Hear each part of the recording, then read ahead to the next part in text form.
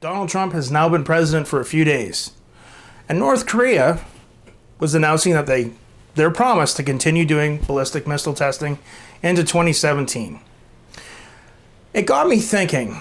When I saw this in the news, I got thinking about this. I got thinking about that little country with their funny little leader. So when I started thinking about it, I started also thinking back to things like this. We cannot wait for the final proof, the smoking gun that could come in the form of a mushroom cloud. And then I started thinking about things like this.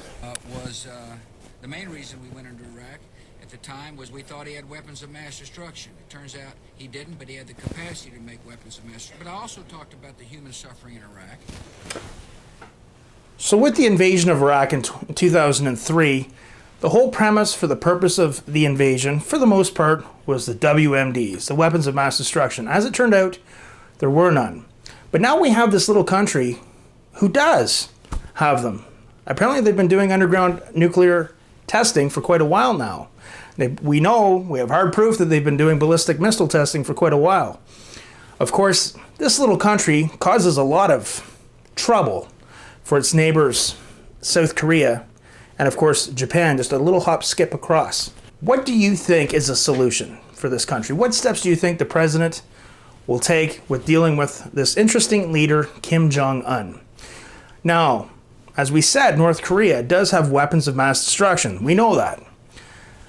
The country's very unstable, and we also know that it received foreign aid.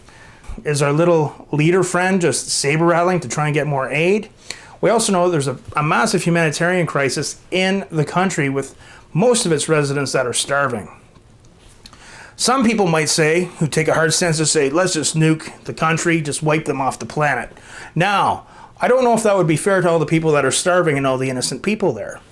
What would be the way to help them? Because if you send aid, do we know if they're getting the food or what's going on there? I can see this being an ongoing and escalating problem. It's going to be very interesting to see how President Trump will handle this. I don't know what the answers are. I'm very doubtful that other world powers like Russia and China will step in and take any military action if North Korea is attacked, as they didn't step in when it came to Iraq. It'll be very interesting to see what happens. But I often look at the parallels and I think, well, this country, its people are starving. There has to be concern for the people there. And they do have weapons of mass destruction, an unstable government with an unstable leader, and they're causing a lot of problems and have been for a long time. What do you think the solution is? What should be done about North Korea? I want to hear from you. Comment down below and go to our Facebook page and comment. Let us know what you think of this latest video about North Korea. What would you do? What's the solution? They lied. Okay. They said there were weapons of mass destruction. There were none, and they knew there were none. There were no weapons of mass destruction. Okay, all right.